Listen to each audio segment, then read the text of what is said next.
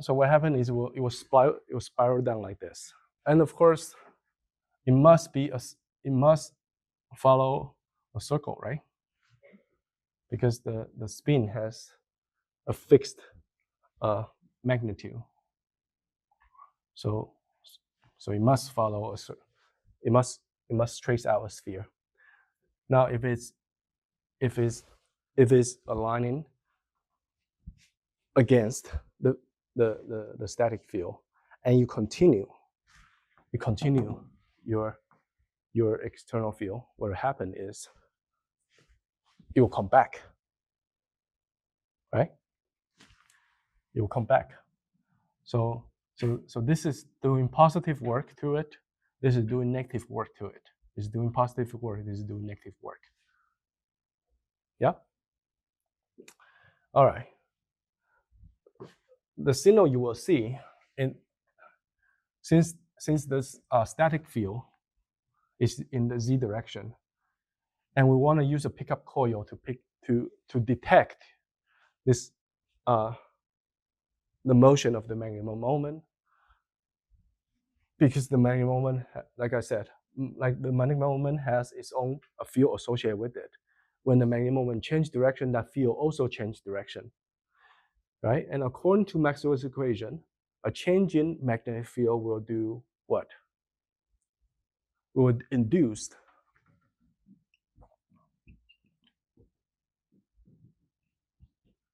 I think this is minus sign. It will induce a voltage, right? It will induce an electric field, and that electric field is voltage, and so that it will induce a current here in this pickup coil. And in order to have the maximum effect, we wanted to just have this pickup changes in this direction. If you orient this pickup coil along, if you do this, then any fluctuations, like if your DC supply is not very stable, if your DC supply has some kind of drift or orientation, it will also induce signals here, right? So in order to avoid that, we want to set this up in the direction perpendicular to this field, so that we don't pick up any components from this. Yeah. Only components that is along the axis of the coil will contribute to the current. Okay. So let me just break this down a little bit. When you are processing, let me just use this graph.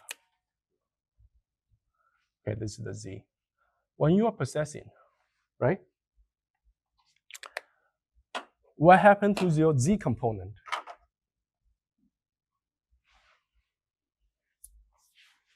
What happened to your Z component?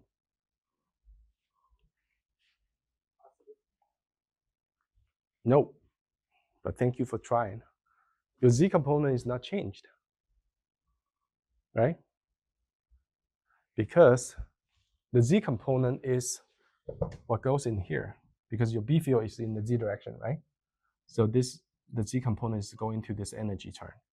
And since the precession is on the equipotential orbit, the potential must not be changed. So the Z component will not change. Yeah? So you will do this. So what happened is its XY component will circulate. Yes? So now, if we have a pickup coil in this direction, in the Y direction, yeah, XYZ, in the Y direction, it will pick up the component that is in the Y direction, right? So when my magnetic moment or my spin is in this direction, I have is in this direction and it's changing, then the change of that will give me a change of the B field. And this will give me a change of the voltage.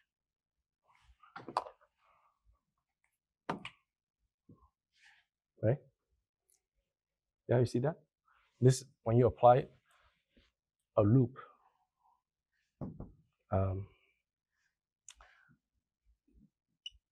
this how do you say? This can be turned into a loop.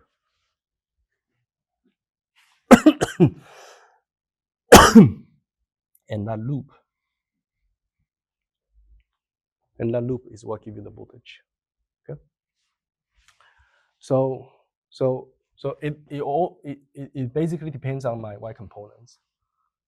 And the Y component here, of course, as it's doing a circular motion, the Y component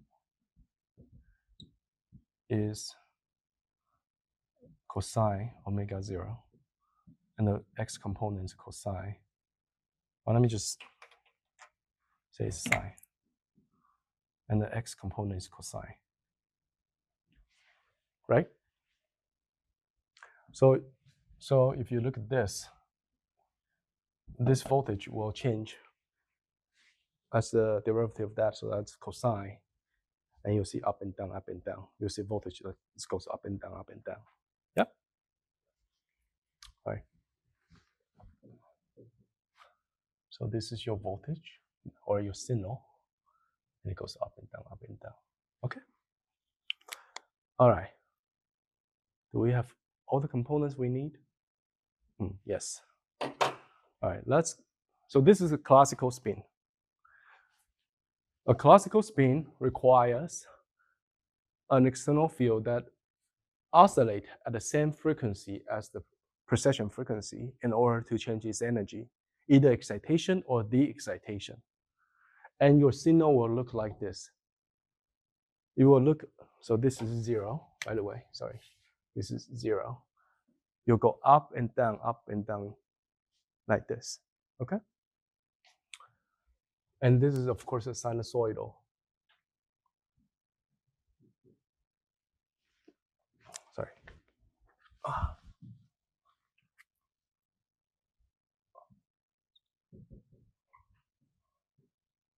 Okay. So this is for precession. If we are changing,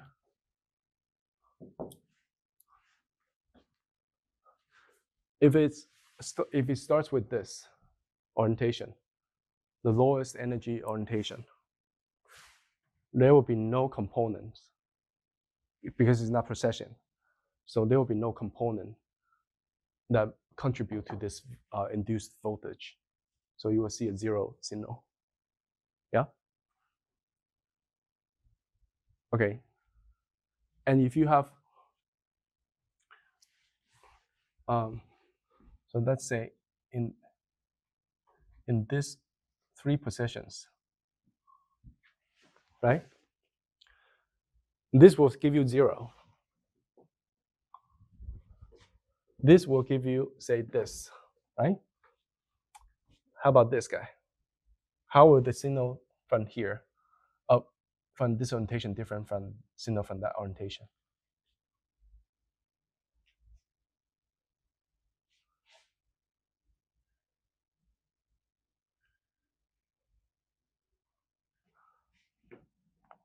It is the projection. Okay? When you are here, your projection on the XY plane is larger. Yes? When you have a bigger angle, when you deviate more from the z-axis, your projection to the XY plane is larger, right? Therefore, your oscillation have a bigger amplitude. And that bigger amplitude give you a bigger voltage. Yes? So this will go like this. Yeah? Just erase this.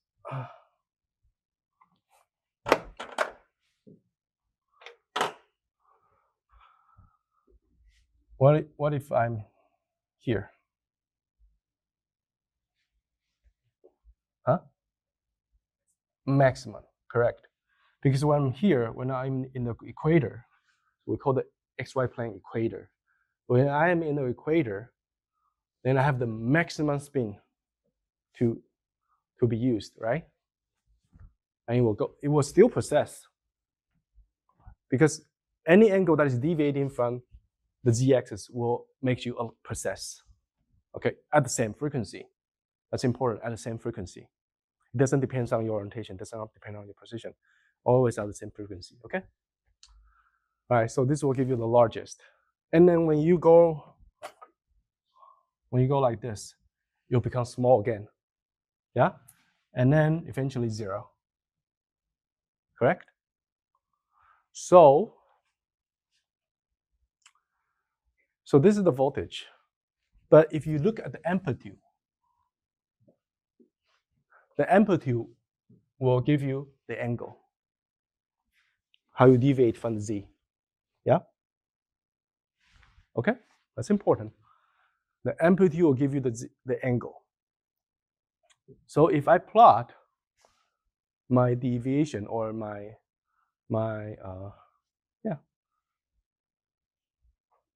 if I plot my amplitude, well, actually, the amplitude will just be, let's see, cosine. So my amplitude is h bar over 2 cosine. Is that one, right? See that not, right? Correct? Oh no, I'm sorry. I was lying. This is sine. So this is a sine. If I plot my amplitude of the oscillation, it will be proportional to, it will give me information on what my orientation with respect to the z-axis is. All right, so now the most important thing comes. When I apply an excitation magnetic wave field to it, I said that the trajectory will be such that it will spiral down, right? This angle, this deviation angle will start to grow till maximum, and then go down. Yes? So if you trace the amplitude, if you don't trace the actual voltage, but you trace the maximum of the amplitude, then what you will see is this. You will go from 0 to a maximum to 0 when you are here, right? To this. Well, actually, no. So it's always positive, so it will go like this.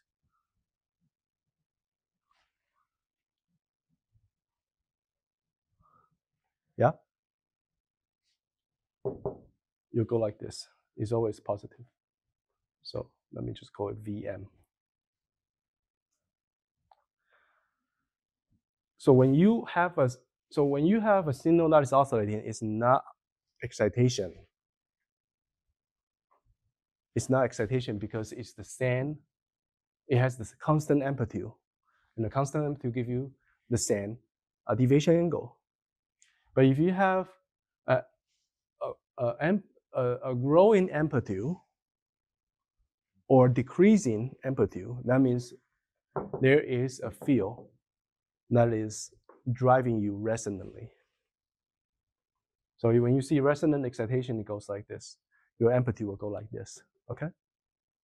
Okay, so all this is the element we need to explain our current terminologies with quantum spin. All right, so I promised someone I'm gonna give a small break since we have already gone over an hour. So we will have a 5-minute break now, and then we'll come back and we'll talk about quantum spin. All right, okay, let's get back to here. This equation, we often call it block equation.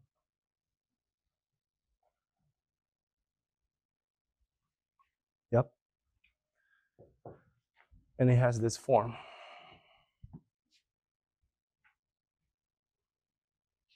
which I derive here.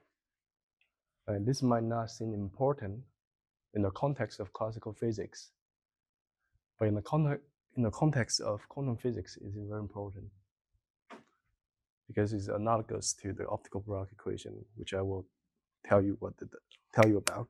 All right, so quantum spin.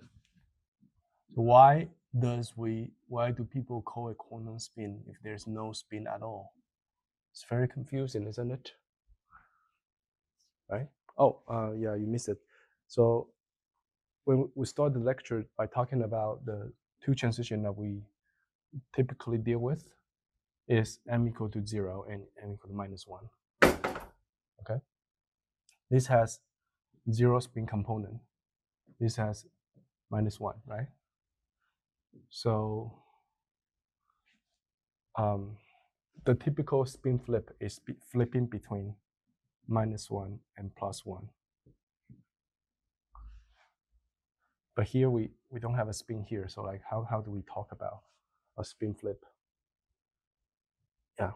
So and of course you can argue it, but I just want to point out that this happens in a lot of contexts, in different contexts of quantum physics. Even if there's no real spin that is in action, we still call it a spin system.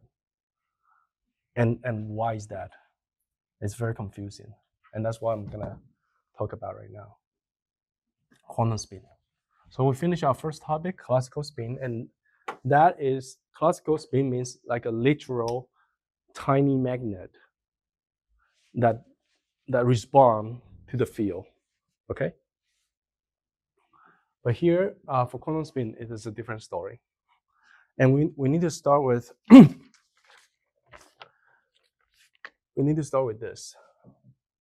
this thing called Bloch sphere or Bloch sphere representation. Okay, we know that if we have a two-level system, a general state can be defined as a superposition, right? Okay, superposition CG and CE, yes? And we know that the population, the total probability must be equal to 1. So by this relation, we can parameterize CG as cosine theta and CE as sine theta. Yes? All right. So this could be, in principle, cosine. It wouldn't be wrong if we call it cosine theta and sine theta, right? Because this will guarantee the total probability is 1. Yep.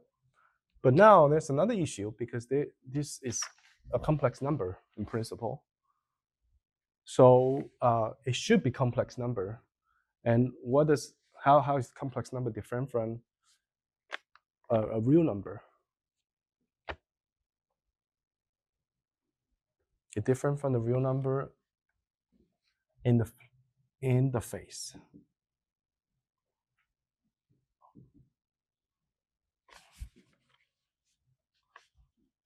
Phi G and phi E. Yes, and any complex number can be cast into this form, an amplitude plus a phase. Right. So basically, two parameters defines this. Just as this, since this is complex numbers, there are 2 degree of freedom, and this degree of freedom now are cast into the form of theta and phi E, right? So in principle, if we are honest, we should write this with a phase. Yep. Okay. Now we know that when we are calculating any physical measurable quantity, we need to involve the probability, right? So basically, any variable that we want to do is a probability times that, and you sum over the ensemble. So probability is what matters. It's what gets into the measurement. Okay. Now, in the probability, you have this, and that is this, and that is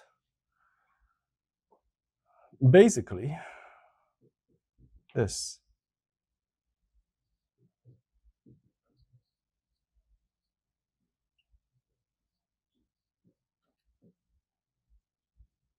Correct?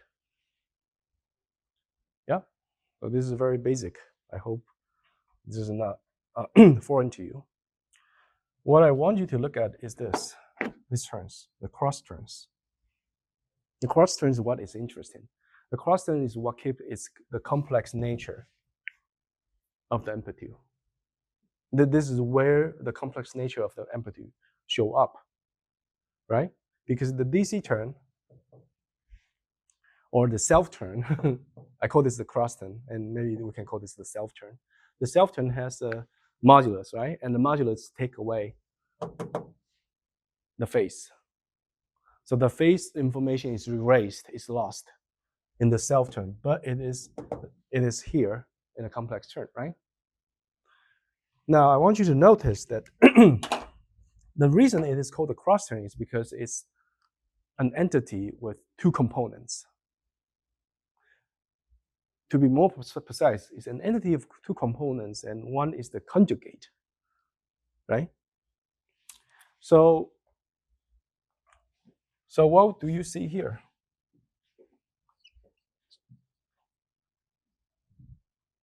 Let's ignore this for now. What do you see in the face is phi E minus phi G. You see that? Right? You take the conjugate of this, that's minus, right? And you tie them together, so that's phi E minus phi G. And here you have the opposite. You have phi G minus phi E. Right? Okay. So you see, even though they are, so this is basically the conjugate of that. Not surprise. Which is not surprising. You see, basically, this is what the quantity that matters. Phi E minus phi G. This is what matters to our measurement, right? Or in other words, this is what is physical.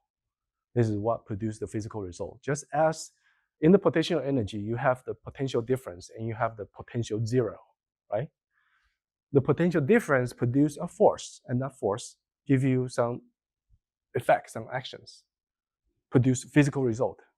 But the potential zero doesn't do anything, right? So in other words, the potential zero is a mathematical construction, and it can be done away. It is a relative change in the potential energy that matters. In the same thing here, the absolute value of the phase is non-physical. It doesn't have any physical significance or relevance. What is important is the difference. If you talk about something's phase, it doesn't really.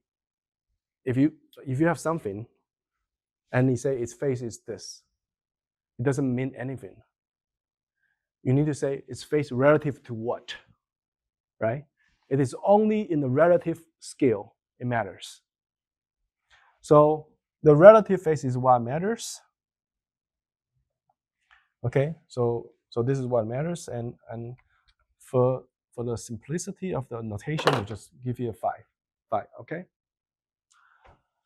So we can, instead of having two parameters, we can basically always assume this is 1, and this is replaced by 5, the relative phase. Okay? So let's just do it more concisely. Do it like this. Consider the orthogonal. I can't see why there's the last two terms there. Oh, that's a good question. Orthogonality. All right, let's check that. Because another student asked me this question too. Let's check that.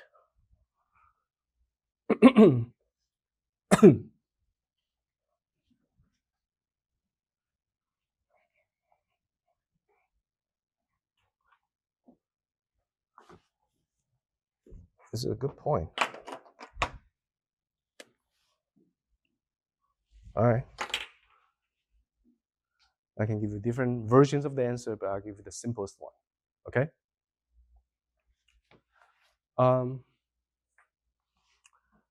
When we say there's a vector, right? And the vector has two components, Vx and Vy. This is the correct representation, right? Yes? When we do the norm of this, when we take the norm of this,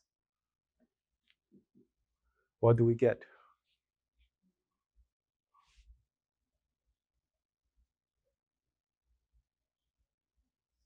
Oh, we do get this, right? So indeed, we don't have terms like this. Yeah? So you're right. So what happened? Let's think.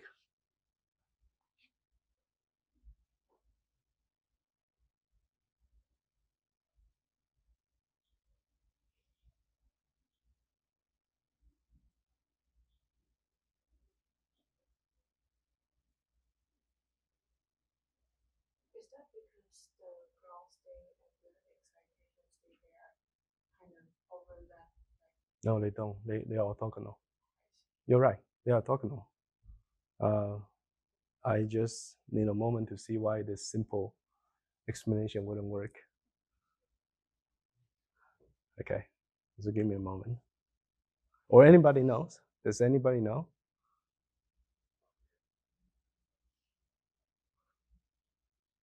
Do you know? Do you know? Oh, come on, you must know.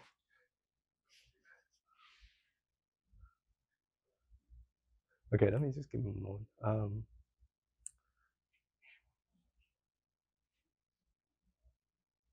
It is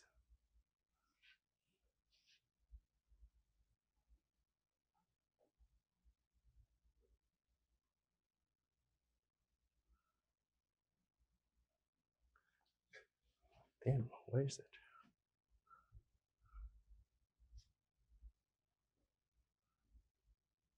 Okay.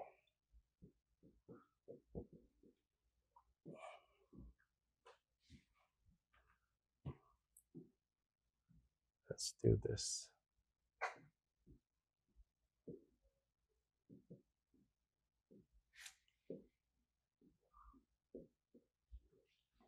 Okay.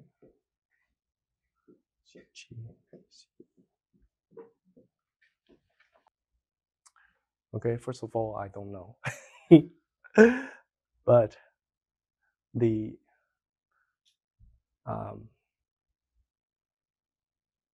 question I get to ask the other day is, so it was basically harmonic oscillator. Okay, harmonic oscillator, and harmonic oscillator can have many different states, right? And you can have like projections or coefficients on different states. So if this is n, you have n. You can have this, right? And then when you take, of course, this, then you get all the Cn, right? But then you also get cross terms. Okay. And I was asked, like, what happened to the orthogonality condition? Same question as you asked here. Okay, and the answer I gave that at that time is this. I'm trying to see if this will help. Okay, the answer I gave is this is not zero. At each point, this is not zero. The product is not zero. It is the sum that is zero, because the sum is what the inner product is. You see what I'm saying? So, for example, this state, this is the ground state. This is the harmonic oscillator, the ground state. And this state, right? So this is the first excited state.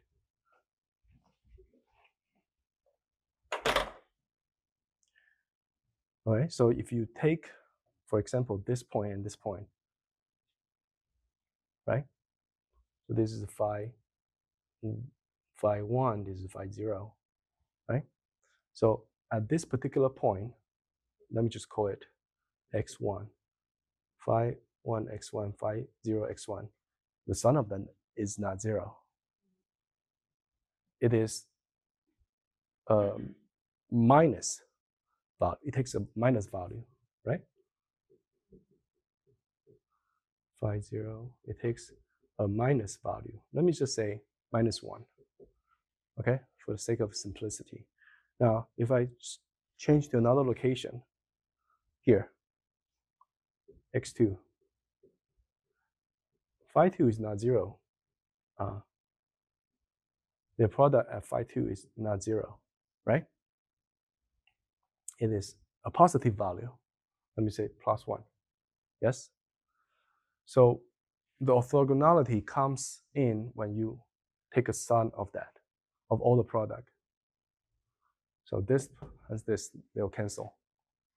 And that gives you 0, right? Right. Bracket involve summation. What? Say again?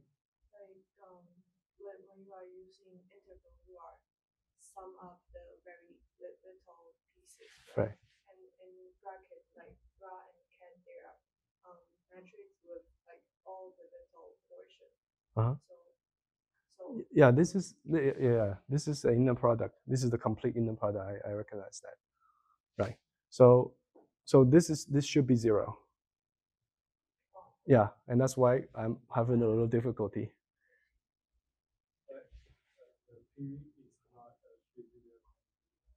The P is. Oh, it depends. Okay, so you say if you want a P of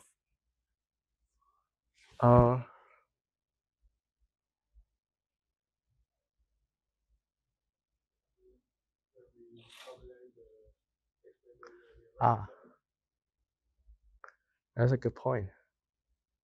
Just give me a second.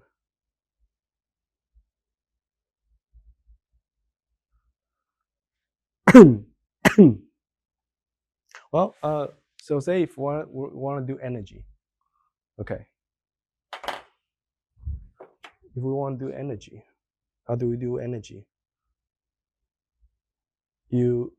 Formally you would do this, right? And this will give you, so this will act on that. So this will give you this.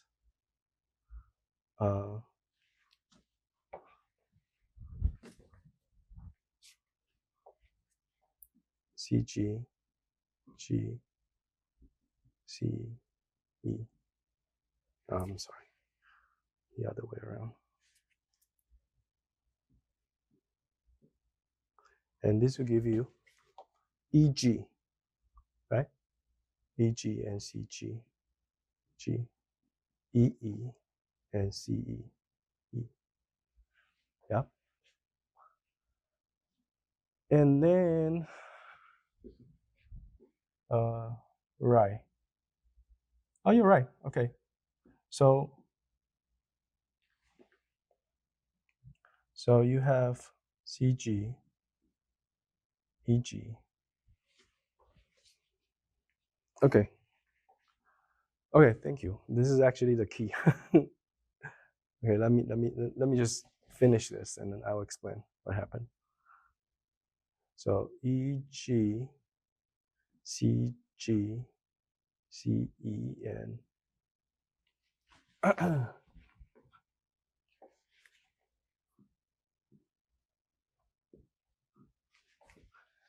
okay, great. I'm gonna remember this. Next time, if somebody asks me again, I can give a better answer. GE. All right. So this is how this works, right? And this is 0. This is 0. So our energy is basically just the population of both, right? Okay, that's fine.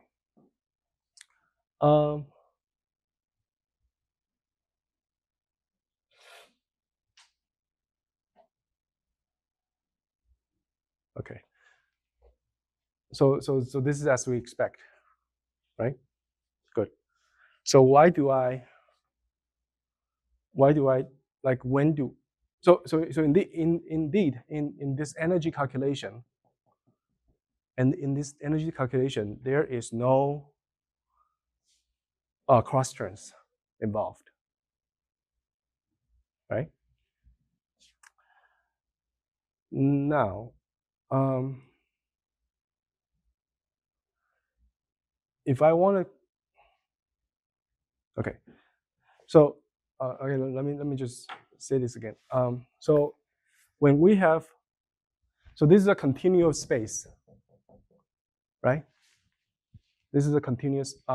So for a harmonic oscillator, every eigenstate,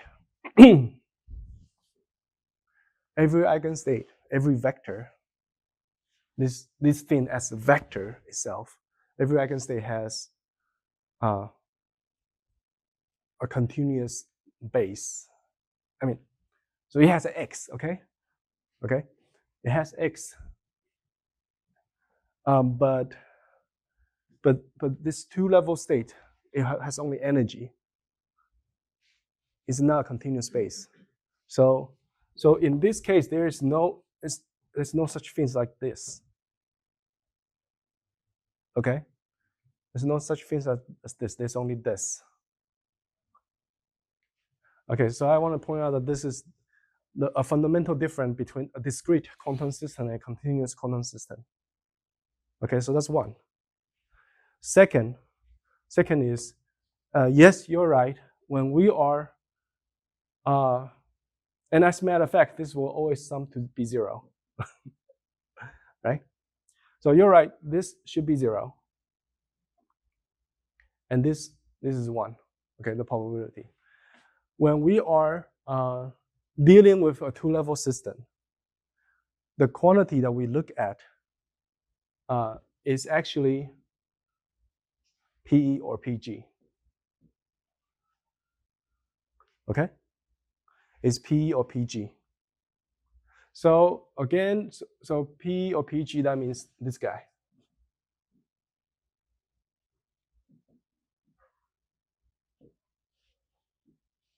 Yes.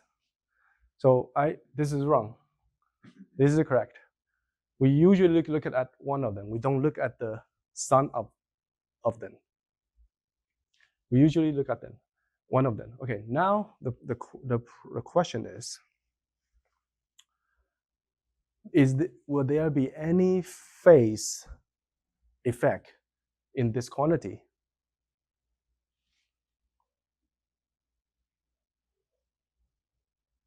It's a tricky question. Because no, if you're talking about its own phase, right?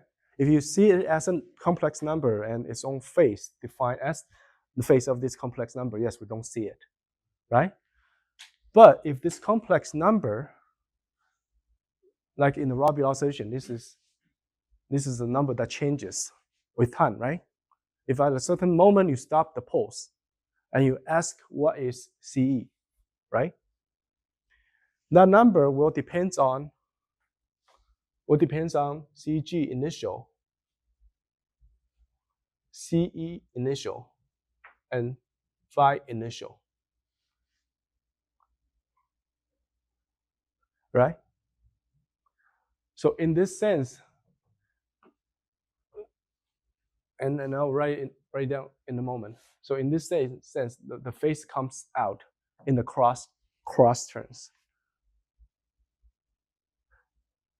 And here by the cross turn, I mean terms associated with population at 0, the ground state population, initial ground state population, and things associated with initial excited state population.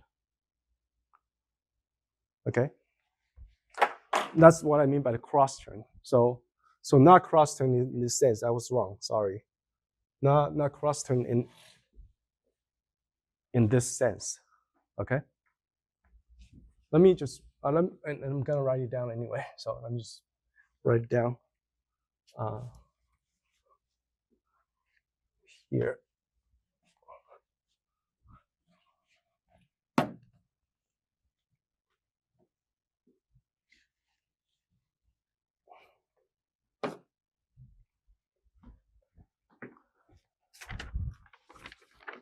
This is the Rabi oscillation solution.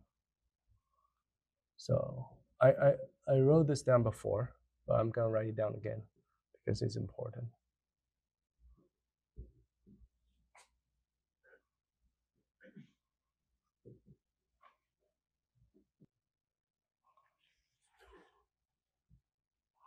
All right. All right. So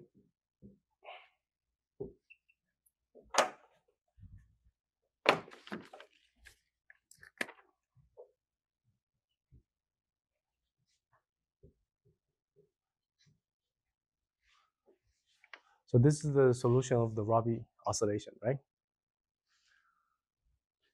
Now, if you make the same mistake as I did, you should do this. Then take the whole. You take a measurement, and the measurement is whatever is in here, and then it has the complete field, complete state. And of course, sure, your cross turn here will be EG and GE, and that's 0. That's correct. So Tin is correct. But that is wrong. That is not what I was intended to say. What I intended to say is actually this. So if we take a measurement and that measurement that measurement is associated with the excited state. Okay, for example, in an MV qubit, right? The light difference, the photoluminescence difference is associated with how much population you have in the excited state, right? So this is what we really are examining. Okay, and this term is basically just this, like I said, here, right? Yes? Now, of course, this is one big number. So you take, this can be, optimally, this is one big number, so this can be represented by some kind of complex number and some kind of phase, and that phase is 0, right? But that's not what I'm going for. What I'm going for is when you are doing this, you have two terms. You have two terms: a contribution from the initial ground state population and a contribution from the initial excited state population. You have two terms. One term associated with the ground state. So this is just number. This is not a vector. This is just number. But you have something associated with the ground state, and you have another thing associated with the excited state, right? It is in this sense that the self terms are this square, square. These are the self terms being the initial population in either state. And then this is the cross term.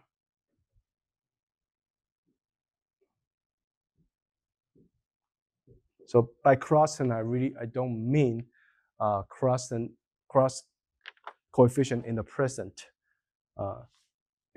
state. I mean the cross term in the initial state. Okay.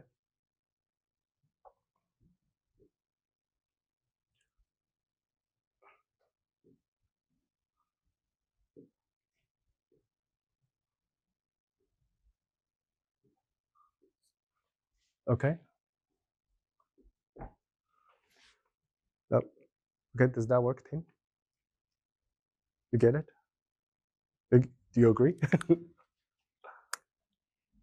Here, because we're just doing, it's not like a vector inner product. So we don't have problem with orthogonality like we did there, right?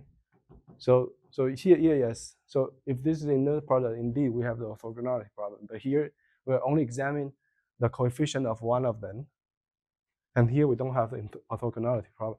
But still, we have two terms, means two contributions. One is from the ground state, one is from the excited state. So in this sense, the cross terms is the initial state, right? Okay. So, and of course here, the relative phase will be the initial relative phase, right? Okay. So the point I try to make still stands. Okay, it just depends on if you're looking at the initial state or final. All right, so I think that's clear enough. Where I'm going with this is, you see that there are two numbers. So let's come back to this. Let's come back to the quantum spin. There are two numbers associated with, you can instead of using, okay, let me just erase this. Oh, crap. Okay, just memorize this. Okay, I'm going to erase it. Memorize it.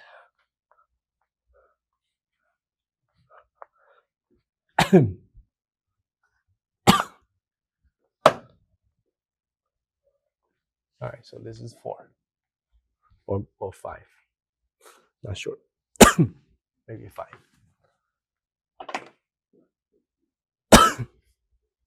Okay. So we go from using two complex numbers, to using two real numbers to characterize this state. Isn't that something? That's pretty cool, right? A complex, so quantum mechanics is all about complex number, right? But it just turns out that for a two-level system, there are so many special things we can do about it so that the complexity can be reduced, that only two complex, instead of 4 degrees of freedom, you only need 2 degrees of freedom, two real numbers to describe it. Yes? And given the form we have here, it's not hard to make association with the polar coordinate. Right? So in the polar coordinate, a vector, do you know what a polar coordinate is? Great. So this is, so if this is x, this is y, sorry, the other way. This is phi, this is theta, right? Theta is the angle from the z-axis. And phi is the angle of your xy projection to the x-axis. This is a polar coordinate, right?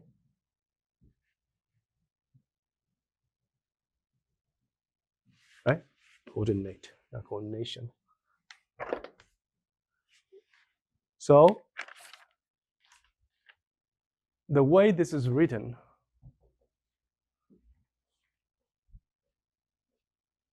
tells us that you can describe a state as a point and on the unit sphere. Yes? If you have a unit sphere, any point can be described by two numbers, phi and theta, phi and theta. Correct? Now, when theta is 0, we would like to have our state vector. So let's just call this a, no. So this state, we call it black vector. This vector On the unit sphere, we call it black vector. Okay? And we want our black vector, when it is aligned with z, we want theta is 0, right? When it is aligned with minus z, theta is pi, correct? Okay, we want these two position correspond to ground state and excited state. Can we do that? No. We cannot. This is 0.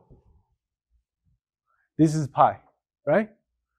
You put 0 here, you have ground state. You have no excited state, right? You put pi here, you have what? Still ground state. Cosine theta, cosine pi is -1. Sine pi is 0, right? So in order to have this construction such that the north pole is aligned, it represents the ground state, and the south pole represents the excited state. In order to have such a convenient construction, we would like to reparameterize our theta. So instead of theta, can we do theta over 2? Theta over 2. Will this satisfy this relation? Yes, of course. So this is as valid as the other representation, right? So this will be an equally valid representation as we had before. But now this will give us the convenience that pi, when you have pi here, that will correspond to a pure excited state. When you have 0, that corresponds to a pure ground state. Ground state, excited state. Yeah? And when you have a superposition, 45, right? Pi over 2. So this is so if this is excited ground state and this is the excited state, then this whatever is on this plane must be the superposition, right? So superposition will be pi over 2 superposition, right? If you put pi over 2 here, you have pi over 4. So that gives you 1 and square root half, 1 over square root half. And this is sine pi over 4. That's also 1 square root half. So that's an equal superposition, correct? And if you have, okay, so that's where the name comes from, pi poles and pi over 2 poles.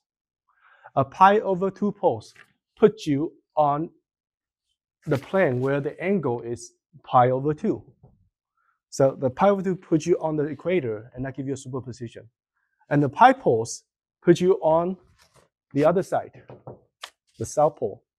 Yeah? So that's flip your spin. Okay? So this is not where so this is just a very convenient representation. It has nothing to do with the spin yet. Okay? This has nothing to do with the spin yet. This is just a very convenient representation. If you have any state, you can parameterize it with this pi theta over 2 and phi, and then you can put it here, and that will describe. If you have any components, any projections on the xy plane, that means you have superposition. Correct, right? Okay. Now,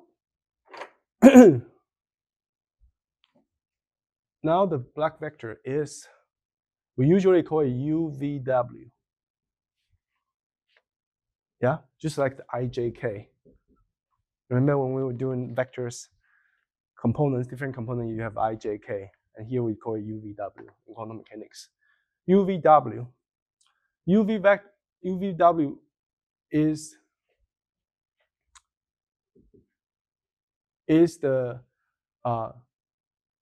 state coordinate on the Bloch sphere. So U is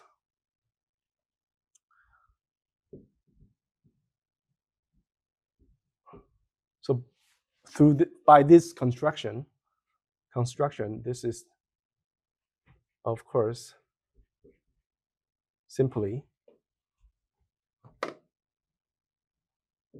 this, right? Yeah. So what I mean is, so what I'm saying is this these two parameters that you have to describe the field, we put it in this formula, give you x, y, z coordinate of the Bloch vectors on the unit sphere. And this is called the Bloch sphere. This unit sphere is called a Bloch sphere. And note that this is not a real space. Okay, this is not a real space, even though I give it x, y, z. This is not real space. This is a state space, or you can call it the Hilbert space. This is another presentation of the Hilbert space. Typically, you will put Hilbert space on a plane, right? On a plane. This put the Hilbert space on a sphere, the surface of a sphere. Okay? So just know that this is not the same as the real space coordinate. All right. So what I'm about to tell you now is what makes this connection between quantum spin and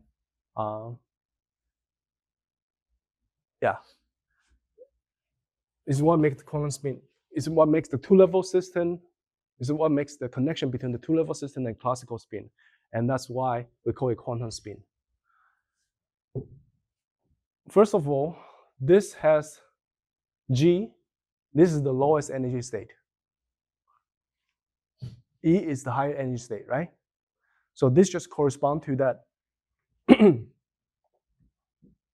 proton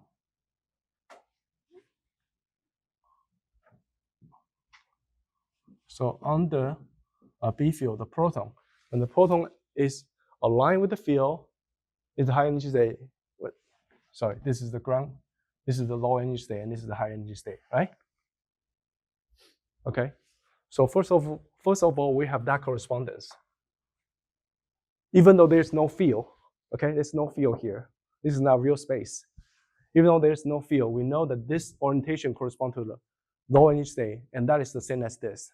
Okay, so that's the correspondence. That's the correspondence number one. Yeah. Second, when you have a superposition means you have it deviates from this angle, right? So when you have a superposition,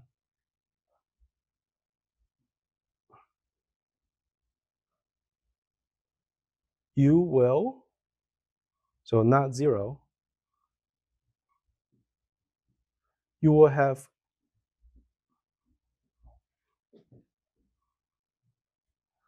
naturally have a change of phase at the rate of omega t, right?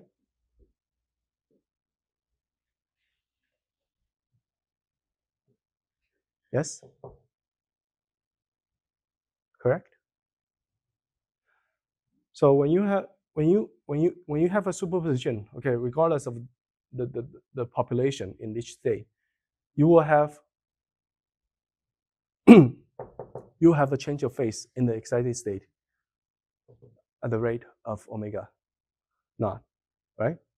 And this just corresponds to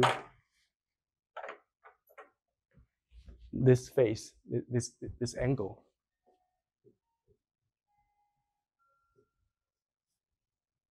In this representation, right? So what this means that this angle will be changing with time. If you just have a state, if you just have a superposition state there, the phi will just change in time at the rate of omega naught. And this will go in the precession. Correct? Isn't that the same as this? When you have a little deviation, you will go in a precession. That's the same, right? So that's correspondence number 2. Okay? So let me just write it down here. Correspondence number 1, ground state match spin up. Number 2, unperturbed superposition matches correspond to free precession. Okay? Yes? Finally, so this is all just without, this is just like the unperturbed system already have this correspondence. Yeah? But what is even more amazing is when you apply an excitation to it, the Rabi oscillation, right? When we apply an excitation, there's no B field here, right? There's nothing. You write down the equation, and there is, a dipole moment, and that gives you, a cosine omega, and this is the Rabi frequency, right? G and E.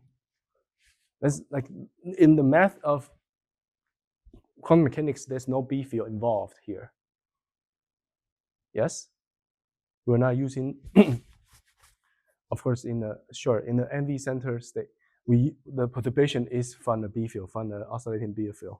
But in general, it does not have to, right? For an atom, when that atom is excited by a laser, right? This we only need an electric field, and that provide a coupling turn, and so anyway, my point is a coupling in an excitation source will do what? Will give you an excitation, right? And you will flip it to here. Yes. So that Rabi oscillation the Rabi oscillation solution. Yes. Remember, I just wrote down which I asked you to memorize, and you did. The Rabi oscillation formula that we just wrote down. If you parameterize it, and of course that the formula I gave was in the rotating frame. It was in the rotating frame. So we need to add this back to the excited state to that will be the full time evolution. If you have the full time evolution and you cast it in terms of this block vector, you will see what you will see is that you will do this. Oh gosh.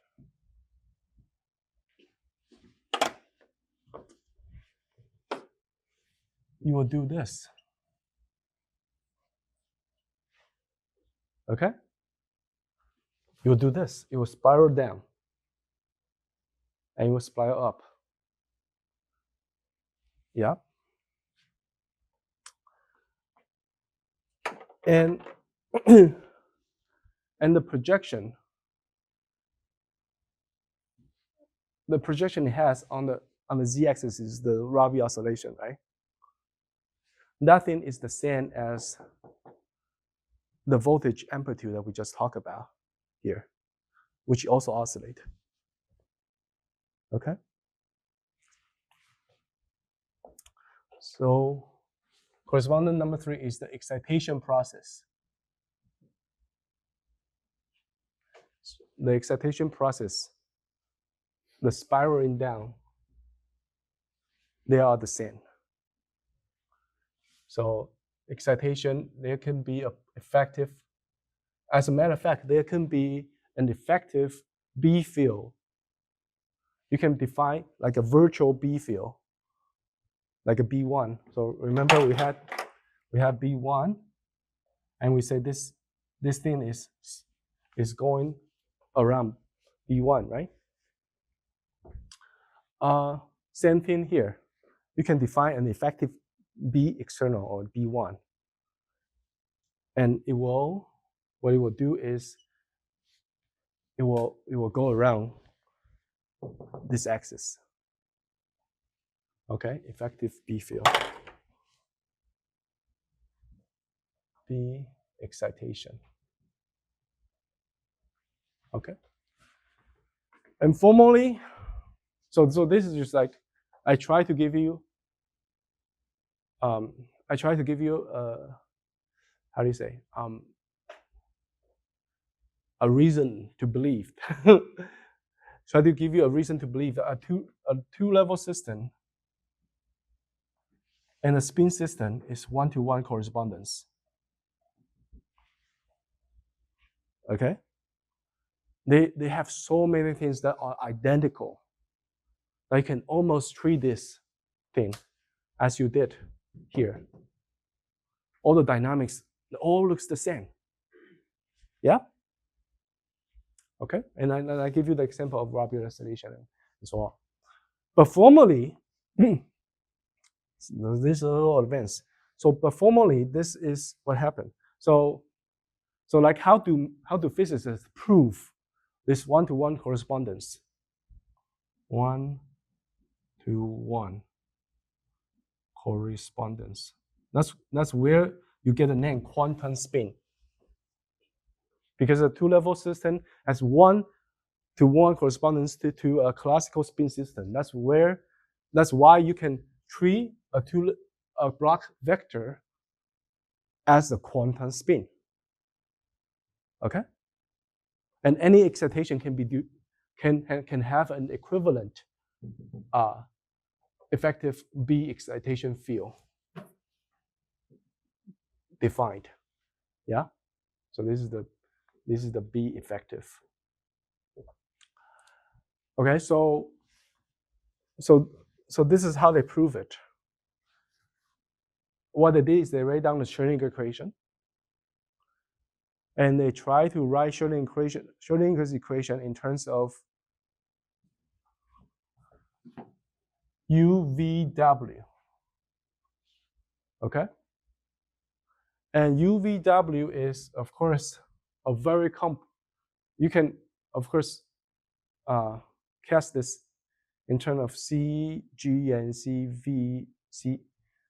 So you can represent UVW in terms of phi theta, and phi theta you can do it like an inverse mapping, right? And I'll give you CG and CE, CGC, and so you can convert a Schrödinger equation to another equation that has only U, V, and W. Okay. So that's how you can do it, but that's a very cumbersome calculation, and we don't do it that way. What we do is, so instead of doing that in one step, we do it in two steps. We first convert this to something we call the density matrix, and this is important. Pay attention.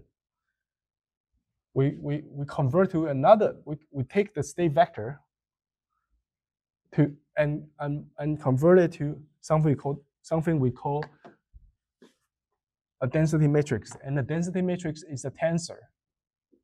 Okay, remember we talked about tensor last week when we were or previous week when we talked about the chi2 non-linearity being a tensor. So tensor is something, is an entity that makes up by two vectors. Okay. So what happened is you take this vector. So if you represent this vector as CG, CE, a tensor product will be, so if this is called Let me just call it V. The tensor product will be this, V. You put V here. So you will have two components, and this becomes this.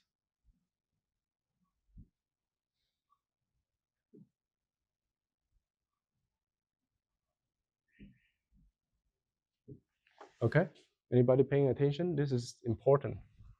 This is advanced quantum mechanics. So this is how you do a tensor product. You just take this concept individually, one by one. And so you construct a matrix out of two. So instead, it's different from the inner product. Okay, inner product give you a scalar.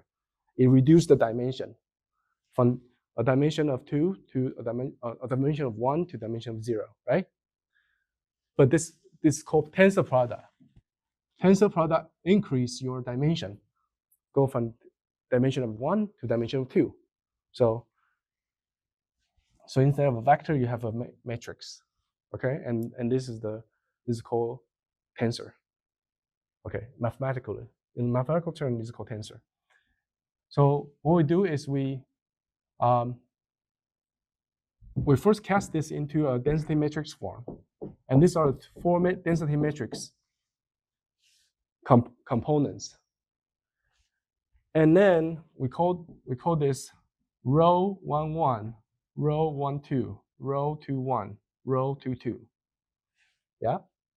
And we write down equation of motion for row 1, 1, row 1, 2, and row 2, 1, and row 2, 2. We write down equation of motion according to this. So let me just give you one example. So row 1, 1 corresponds to this. So this will be CAG times, yeah? So you just take the equation of motion of CG, because you have the equation of motion of CG, right? And you also have the equation of motion of CG star. That's just the Schrodinger equation, right? So you take the whole thing, put it here, and then you have this equation, yeah? And the same thing with others. And then you have like 4 very complex equations. And after like 1 hour of very cubism algebras, you'll find that they can be simplified. They can actually be simplified. And so it will not be like very long. It will be relatively long, but not like incredibly long. It's manageable. And then in the next step, so this is the first step, state vector to density matrix. The next step is density matrix to block vector, okay? And this is a fun part. So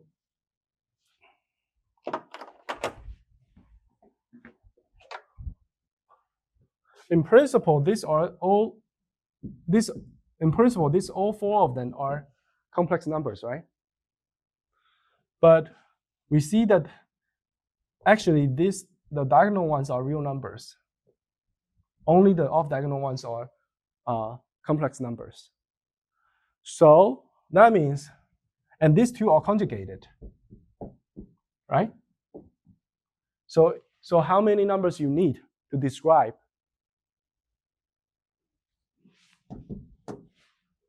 You need only 3.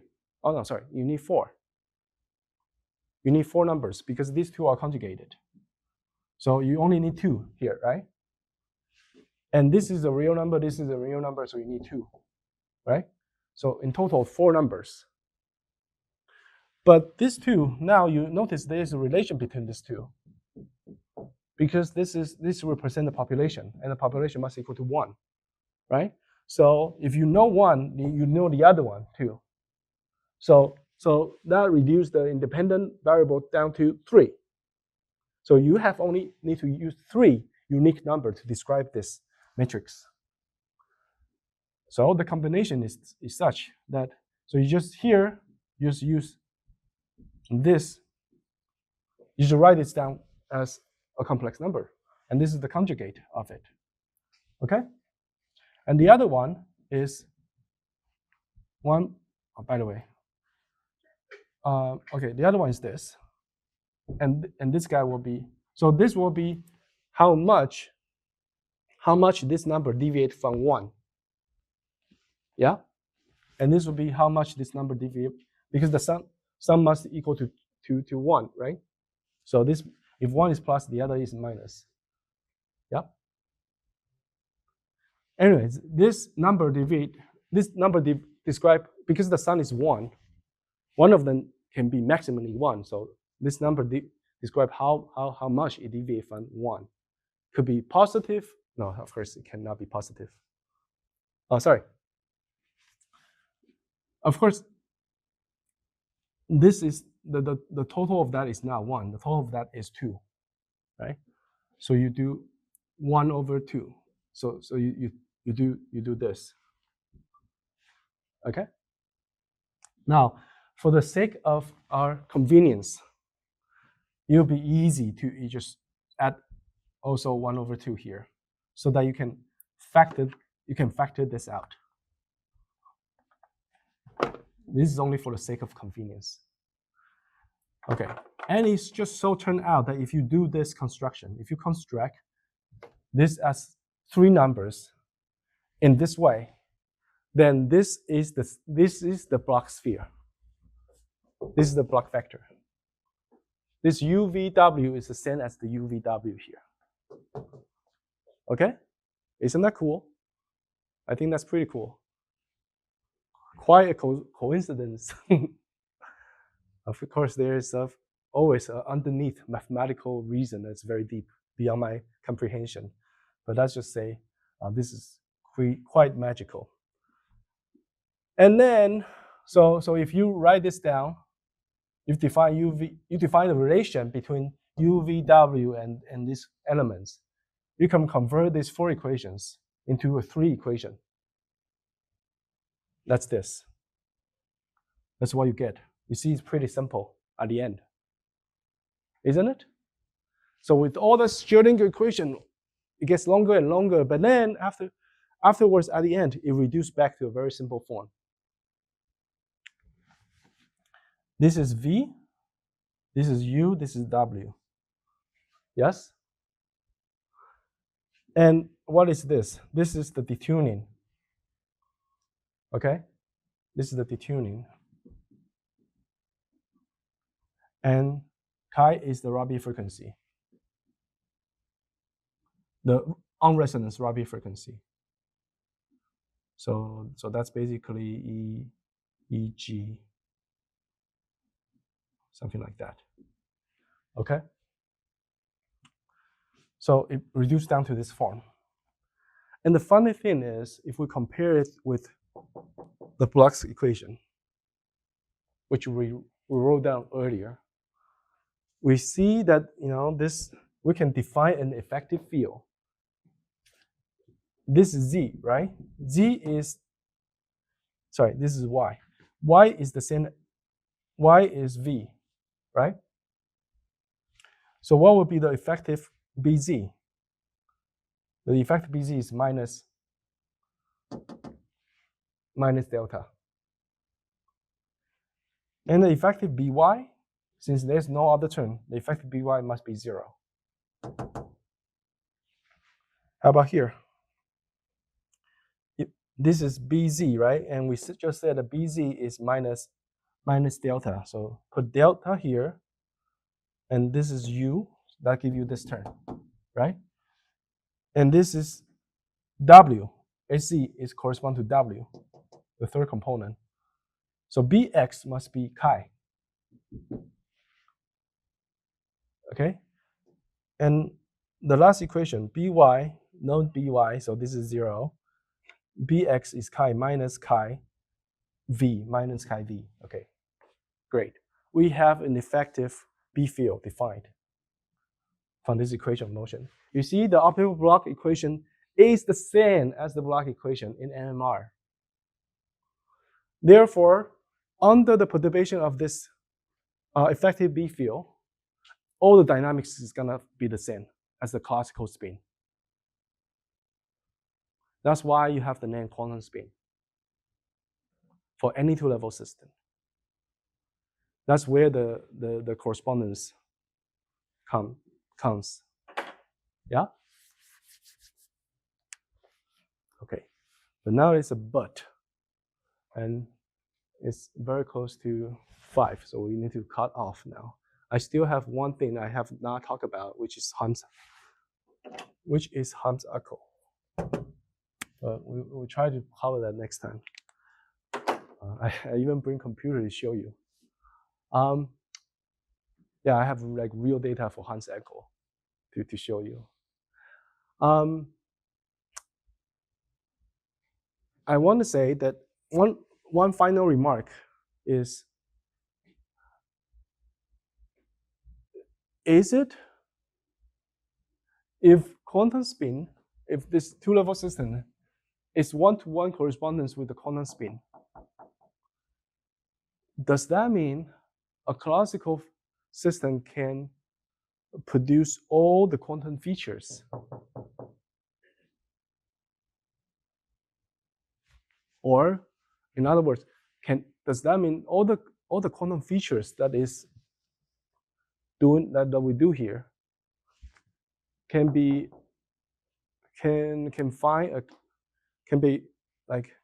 reproduced by a classical spin system? You see what I'm saying? Since they are one-to-one correspondence, that's a very interesting question. And you know, a lot of people are selling MMR system, like tiny MMR system. They are selling this as a quantum computer to universities for educational use. And they say that this MMR will, like, of course, to people who doesn't really know what's going on, they will tell you that this MMR has all the behavior, like this has the same behavior as the quantum spin, as the vectors in the Bloch spheres, and so yeah. So this is a perfect thing to teach quantum mechanics. So the question I'm asking you is that statement true?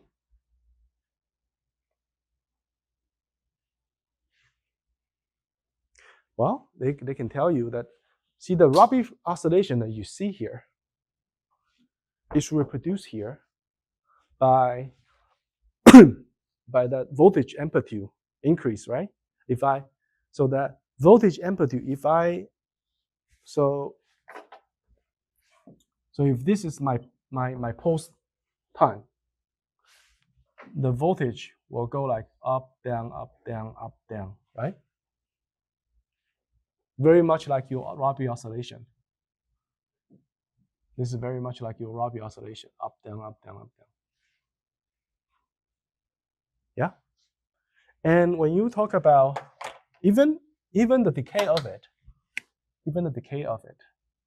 there's similar things happening here. Okay, so there are terms that can be added, and this is the interesting part. There are terms added here. So minus is called T2. So they use this to describe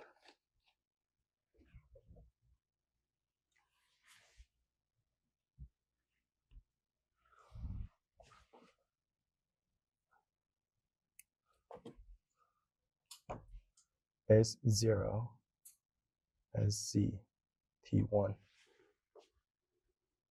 Okay. So a real system, by the way, a real MMR system, due to the thermal distribution, if you don't do anything to it, it will just follow the thermal distribution, right? The Boltzmann distribution, and it's most likely that because the temperature, or maybe me just say, yeah, because the magnetic field energy difference between between the two orientations is much bigger than KT. Okay, so the Boltzmann distribution is much than 1, right? So this is wait.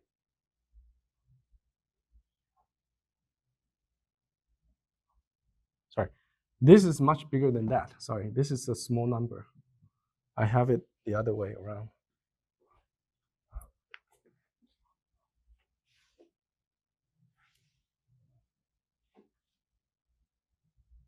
Yeah.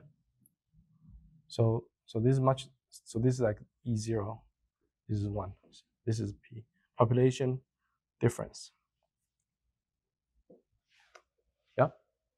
So you will have basically the same population in spin up and spin down due to the thermal excitation.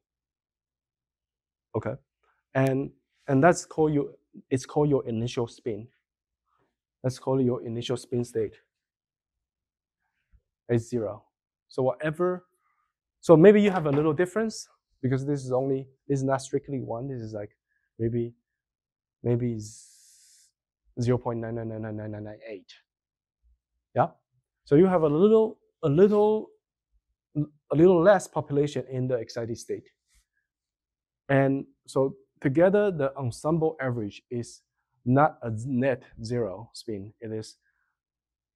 The net 0 spin is a small number, and that is aligned with the field in the ground state. Okay, so that's called your thermal equilibrium value. That's call your thermal spin values or thermal spin state. Okay, if you excite the system with your coil, right, for some time, like for 1 milliseconds, and you let it relax, what happened is the Brownian motions and everything, because the spin interact with other, it's in the liquid, right? The water molecules will interact with other molecules, and the energy will distribute it, and everything, so that everything will come back to the thermal equilibrium. Okay, so therefore, in order to describe that, so even if you put this down to the excited state, it will still make its way back to the ground state, and that is described by this phenomenological term, and the relaxation time, relax back to the thermal equilibrium. The relaxation time is called T1. Yeah. Okay. All right, and also. And also there is a phenomenological term called dephasing, which we will discuss in detail in the next lecture on Hahn spin echo. But there's this dephasing effect due to the inhomogeneity of the static B field. Yeah, and that will give us this dephasing time T2. Okay.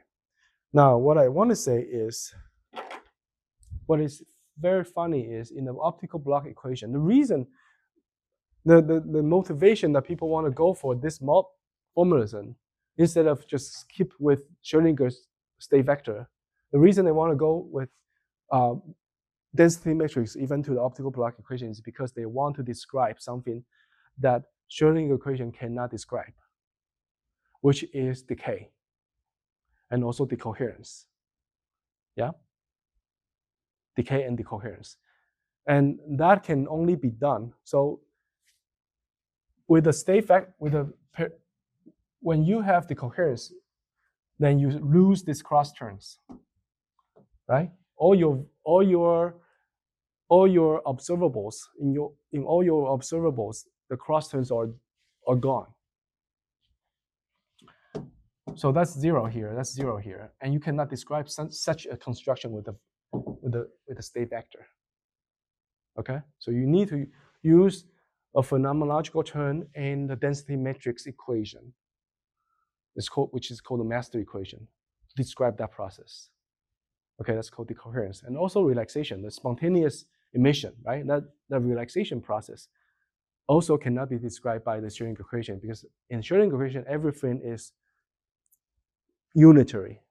Every transformation, every evolution is unitary transformation. So you need to use other equations to describe, phenomenologically describe such terms.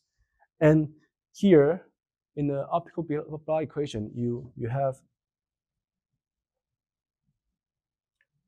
this.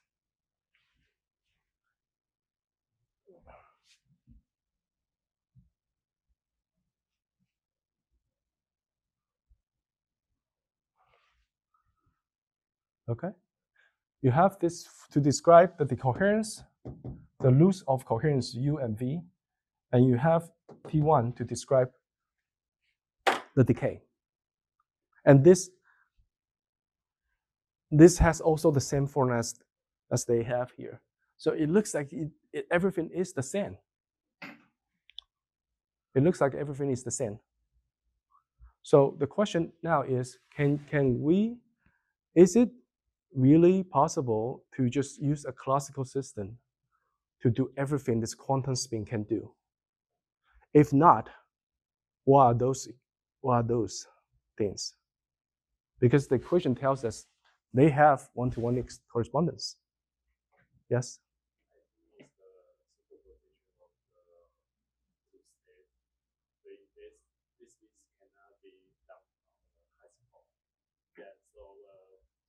Superposition state will be collapsed. Yeah. We measure it. Yeah. Yeah, that's a good point. Yes. If you have only one spin vectors, of course, everything that moves here can have a correspondence to here, right? In the classical spin. But if somehow you prepare a superposition, not the kind of superposition in the XY plane, but somehow if you split this into two vectors, which is also a superposition, right? This kind of superposition cannot be described by the classical spin. So these are the true quantum effect. So like the Ramsey interferometry that we talk about. Do we talk about Ramsey interferometry? I think we did. Yes, right? Remember in Ramsey interferometry, we have two pulses, 2 pi/2 pulses, right? Bong, bong. And you can excite, remember it's like you go from ground state to a superposition state, and then, so this is like a beam splitter. And the next pi/2 is like another beam splitter, right? So it will split this into excited E and G, and this will also E and G, and then they will interfere, right? So if you apply 2 pi/2 pulses, boom, boom, then you will create two vectors. And when you make a measurement, the interference between these two vectors will give you either up or down. And that population is a function of post duration. I'm sorry, post separation. Yes, the fringes. Okay. So in an MNR experiment, because of its classical spin nature, it will not be able to do 100% what this can do, what the quantum spin can do, because the quantum spin has the power of superposition, which does not exist here. Okay?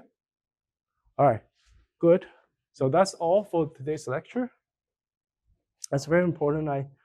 I just hope you to appreciate that a lot of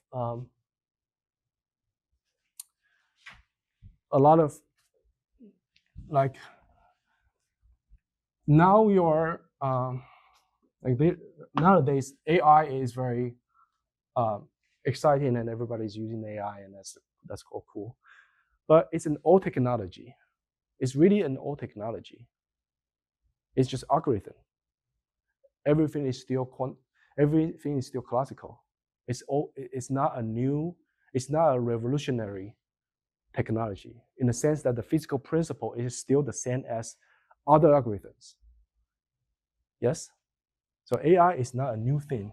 A lot of people have been doing AI longer time. They just use a different names. But quantum technology is a different thing. It's a different animal because the physical principle that it operates it's based on is distinguishedly different from a lot of technology that we use. So this quantum advantages are important for the enhanced ability of this new quantum technology. And it is very important for you as students of this course to learn what those superpower is. What are the genuine quantum feature? What are the genuine quantum signature or the quantum capability? Only you understand what is the true quantum capacity, you can use it. Otherwise, you'll be like those people using the NMR computation, still trying to do a lot of things that looks like quantum, but it's really classical. Okay. So my question, I have two quiz, but the other quiz is related to the Hem echo. So I'm not gonna. Okay, I'm just gonna ask it. So the first quiz is. Let's do this fast. This should be easy. Can N and R used for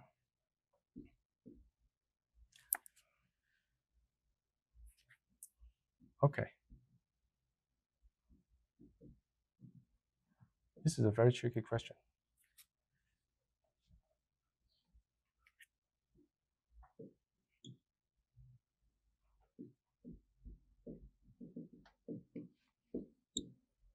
Okay, I create another question. This is not my original question, but it's fine.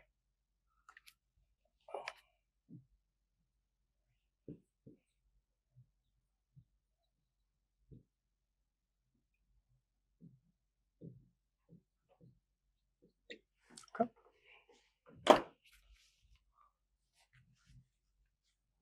So these are the two questions I would like you to think about.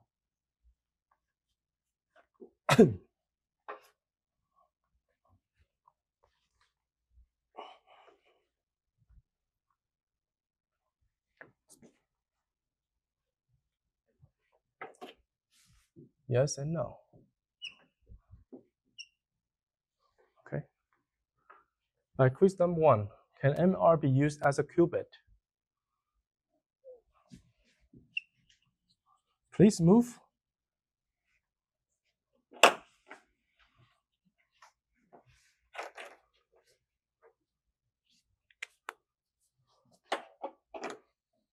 would like to see people on different sides.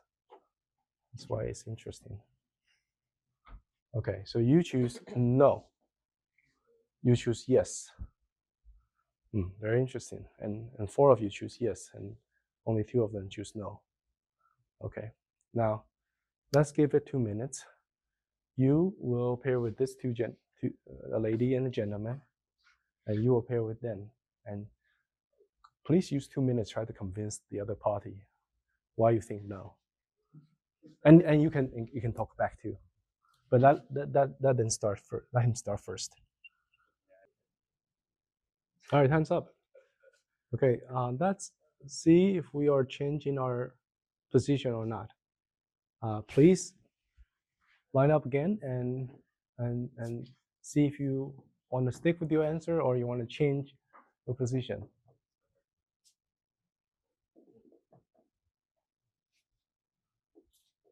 Isn't this a fun game to play? I love it. Especially after like 3 hours of lecture. It's nice to just walk around and be able to talk. And of course, I get to sit here and enjoy and relax a little bit too. That's nice. Okay, so I still see that 4 of you stick with yes and the other 2 stick with no, right? This is great. Okay. Let's go straight to the second question. Okay, I'm not gonna. I have an answer for question 1, but I think it would be more fun if we just go straight to the second question and see how the distribution evolve. Second question is, can MR be used for quantum computation? If you think yes, come here. If you think no, go there. Very interesting. This is awesome. And I like your independence. Very good. So let's see. Since Mark is a bit shy, I'm gonna be nice to him. I'm gonna let one of you start the debate for 2 minutes to convince him why he should change his side. And of course, Mark, you can talk back. It's no problem. So that's since you already talked with this group, so I'm gonna pick. Okay, maybe you, because you were at this side too. Maybe Marlin will start. Okay. I don't have a long explanation or like a long motivation, but I was reasoning that the answer to the first question is yes, because qubit is a way of storing information, and when we had the class, we kind of said that this classical picture could store information from the quantum picture if the quantum properties didn't have a superposition. So that's why I thought that we could actually use it as a qubit, not in every situation, but in some. And then for this question, I mean, then it's about using it for quantum, specifically computation. And then I thought it's no, because I mean, quantum computation to me is like using the superposition coolness to compute things. So yeah. So you're saying because qubit is something that can store information, so you think yes as a memory, sure, yes to 1. But for second is you think quantum computation will involve superposition, and for that MR cannot do so, it cannot be used for superposition, cannot be used for quantum computation. Is that right? Yeah. Okay. There's a summary to her answer. Why don't you tell her why she's wrong? Actually, I'm not sure, but I think quantum computation you can use many qubits and don't break the last state. So if you can use NR to use the qubit, naturally you master can do quantum computation. Okay. So his answer is, let me just summarize it. His answer is, if something can be used as a qubit, then of course you can be used for quantum computation. In other words, qubit is defined as its ability to perform quantum computation. Correct? No? No, you have to try.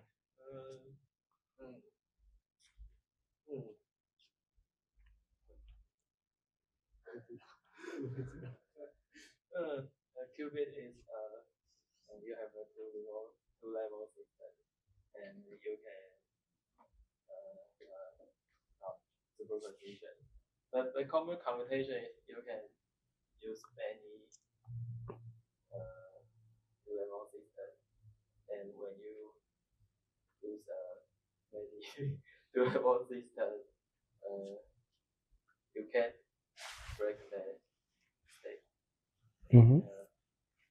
You cannot break the state. I think I don't see any talk to let me think content computation in NMR example can be used. Cannot be used or can be used. Cannot be used. Okay. Have you been in a talk with MNR for like? Have you been in an NMR quantum computation talk? Have you been in any talk that talks about MMR-based quantum computing?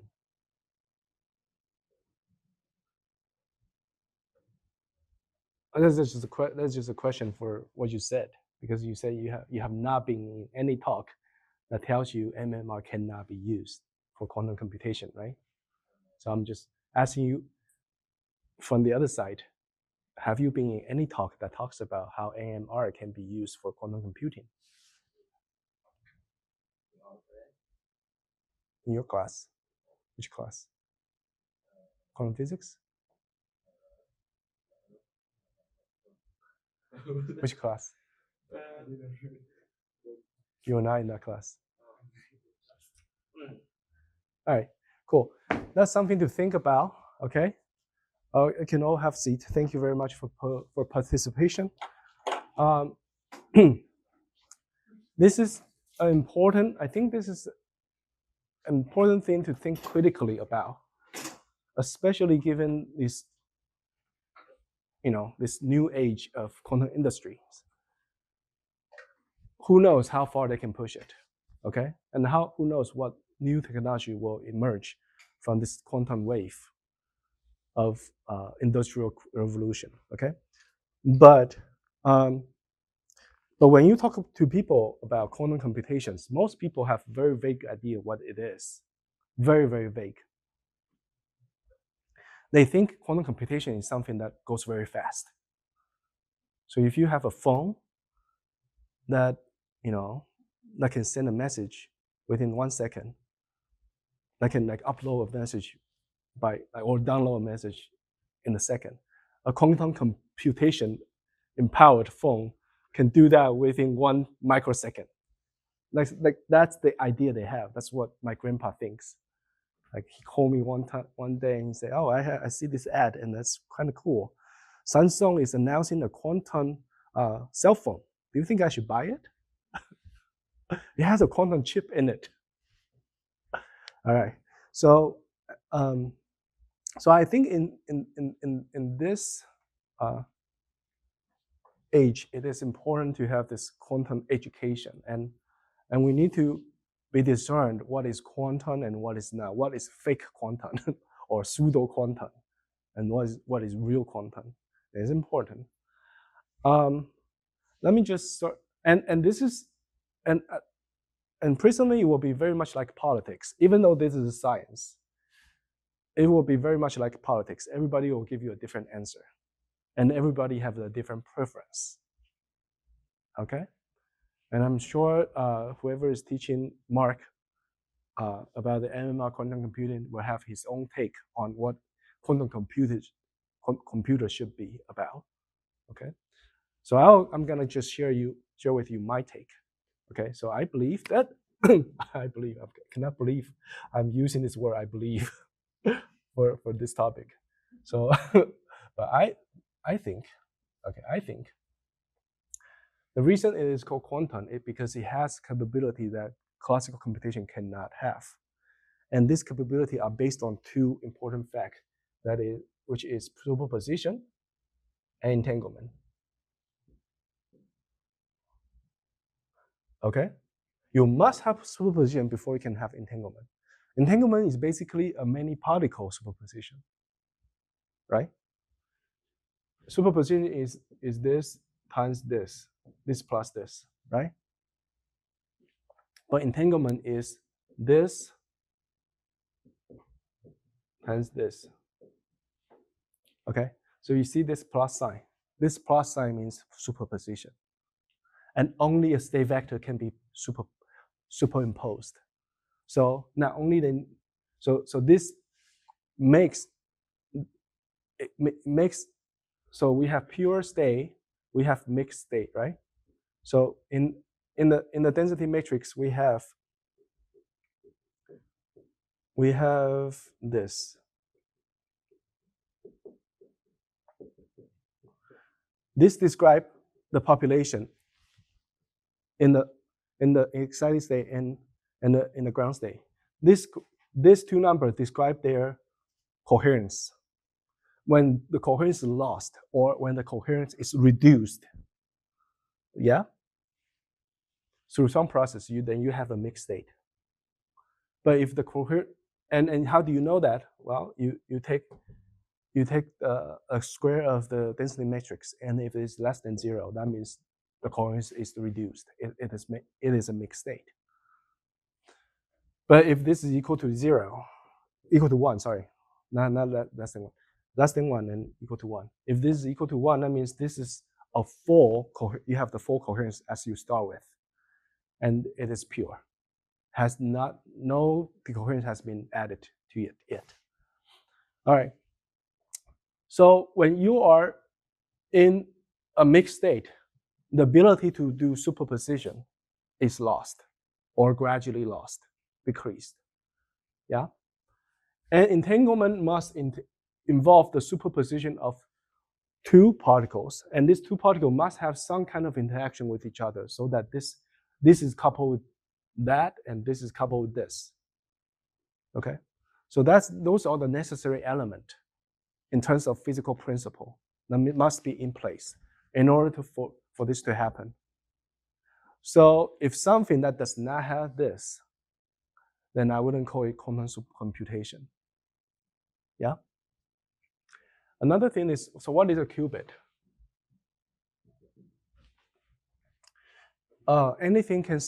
Any bit, any so-called bit can be used to store information in the binary terms, right? But the reason it is called quantum bit, again,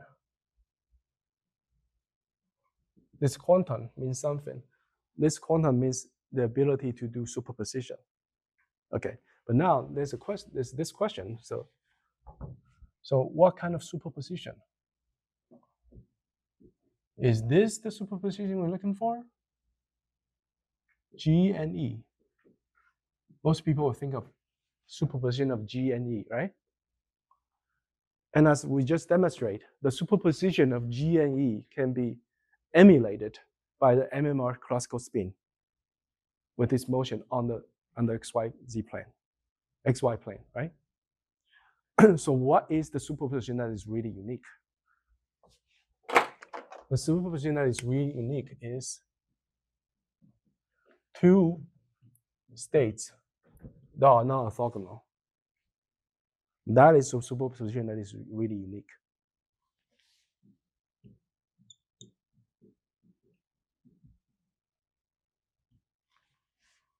Yeah? This the NR cannot do. That was the remark earlier. Yeah? Okay. So that's what I'm gonna talk about. That's what I'm gonna say. So my take for this is no and no. That's my take. But it can store information about the first superposition. Yes. Yes. Yes. Yes. It does. Yeah. But the real power of quantum processing is this type of superposition, because every gate that you go through, so a quantum computation is basically a series of gates, right? And when you go through every gate, it becomes something else, right? And that something is further processed and And so at the end of it, it is like really superpositions of many. Of course, they can all be cast down to this, I understand. But it is really the superposition of this that give interference. Remember that the example we talked about earlier when we solve for PE, right? Population in the excited state. There's two components, two contribution. One from the initial ground state, one from the excited state, right? And those have interference. Those have cross turns, right? That comes from this kind of superposition. Okay. So if the intermediate state cannot be this, then basically this quantum information processing cannot be applied to that kind of bit. Okay. All right. So I will leave you with that, and thank you very much for extreme patience, extraordinary patience. So let's move to the lab and start our lab today.